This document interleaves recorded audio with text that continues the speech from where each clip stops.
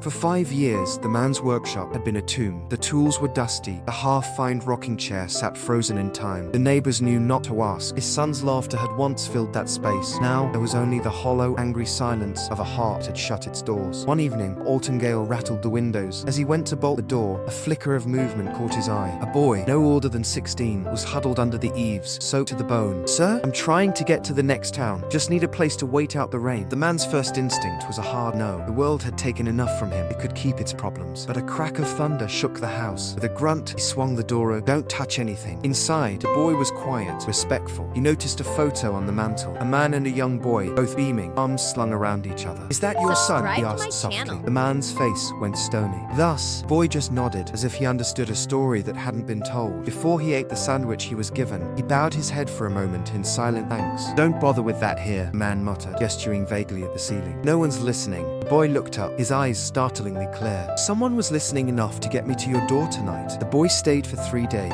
He didn't pry. Instead, he quietly organized a shelf of screws and nails. He swept the sawdust from the floor. He brought a quiet, steady presence that the empty house had forgotten. The man found himself showing the boy how to sand a piece of wood, a simple act of teaching, feeling like waking up from a long sleep. One morning, the man came downstairs to find the guest bed neatly made. The boy was gone. On the pillow lay a folded note. "Thank you for the shelter and for the sandwich. I hadn't eaten in 2 days. I was out there that night because I had nowhere left to go and no one left to disappoint. I was saying goodbye. But you showed me that a stranger's kindness can be the answer to a prayer you didn't even know you were making. Your son would be proud of the man who still lives in that house. He wanted me to tell you that he's okay and that it's time to build something again."